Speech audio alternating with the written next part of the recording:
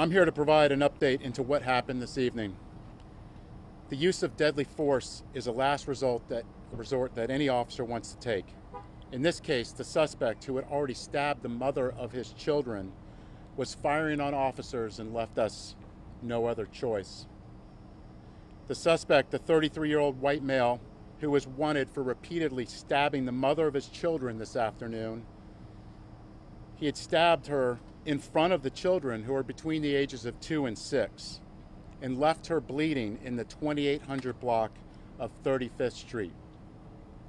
He drove away with the children, and she is currently listed in critical condition at the hospital. The suspect left his children with his brother before reportedly stealing the brother's AK-47. Our officers spotted the suspect vehicle at 5:40 p.m. near Dale Mabry and Spruce Street, heading southbound. Our officers were following the vehicle, waiting for air service, and at 5:48 p.m., the suspect pointed that AK-47 at our officers. A pursuit was initiated at Lois and Cypress. Our officers attempted to stop the pursuit using our spike strips. However, the suspect drove around them. The pursuit went northbound on Florida when the suspect crashed into a blue sedan with an adult male driver and a female passenger, closely where we are right now. Immediately after the crash, the suspect opened fire on our Tampa police officers with that assault rifle. Multiple officers returned fire, striking and killing the suspect. Fortunately, no one was injured. FDLE will now investigate the officer-involved shooting aspect of this case, which is standard practice for any officer-involved shooting. The officers were all placed on administrative duty, and in my opinion, are heroes in this act. Our thoughts are with the stabbing victim as she fights for her life in the hospital right now, the children who experienced this, and the occupants of the vehicle. No one should have to witness the chaos that this suspect caused our community. Our victim advocates will be working with those who had to experience this traumatic event. Every officer who puts on a badge knows the dangers that comes with this job, and yet they come every day to serve and protect our community. Fortunately, they'll be able to go home to their families tonight. Let me be clear, this suspect was a public menace and a deadly threat to our community. He had no regard for human life, as evident by his actions. Now I'll have Mark Brunell from FDLE speak. Thank you, Chief. So, as standard protocol, FDLE is conducting a criminal investigation of the officer-involved shooting tonight. As the Chief said, there are multiple officers that returned fire from the suspect as he fired upon them. We have a ton of evidence to collect and analyze. We're going to be here a long time tonight. Several officers, multiple officers returned fire. And to the Chief's point, two things that I could say unequivocally quickly from the first assessment of this crime scene is we have a lot of heroism and a lot of good fortune on the part of TPD.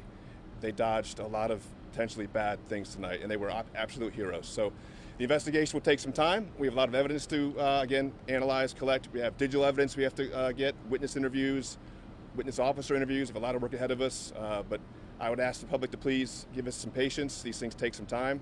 Let the investigation bear out, and we will produce and present a thorough investigation to the State Attorney's Office for review. Thank you. How many officers returned fire at the suspect? That's part of our investigation now, and that's one of the things we're looking through. I'm sorry? How many involved in placed on administration? That's one thing that they're doing right now, is going through that and determining that number. You identified the suspect, 6 suspects. The next of kin has not been notified yet, so we can't yet, but we will as soon as we can. Where are the kids right now? They're with a family member and they're okay. There was the one witness who told us she was literally in the SUV caught up in the middle of this, and one of the officers went and pulled her out. Maybe we speak to that action, meaning the moment the gunfire just, I spoke to that witness myself, and the first thing she did is praise our officers for saving her life. And I was told her that I was very glad that our officers were able to save her life. Going off that, you both mentioned there was a lot of heroism, a lot of good fortune. Again, innocent people were kind of caught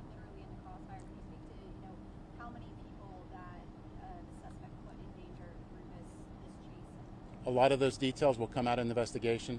As FDLE had mentioned, there's a lot of that, but I can tell you that this suspect was an active threat, shooting a rifle out in our community. And to that point, I would say at 6:02 p.m. on a busy highway, he's engaging in a running gun battle. So yes, there was lots of potential for civilians to be injured. Is some of the evidence going to be body camera video for any of the Tampa officers? Yes, sir. Yes. Can you talk about when it became clear that he had an AK-47 and intended to use it as law enforcement? When he pointed at our officers before the pursuit began. Was that inside the car or inside the vehicle? Again, specifics of those details will come out as we get more into the investigation. It looks like there may have been a crash at a business through a fence. Can you talk about that? Was that part of the chase? There's multiple aspects of all of that, and again, as you can tell, it's an involved investigation, and as we get to that, we'll get some more specifics for you. Do we know if the suspect had a criminal history? That's something that we're looking into right now. From what I can tell, it looks minor, but we are looking into that as well. Can you speak to just the distance that the chase he led you on, or was it a couple blocks, a couple miles? Well, I told you that it started over at Del Mabry and Spruce, so you can see where we are. That's quite a distance. The person who was hit at this intersection, were they sent to the hospital as a precaution, or were they okay?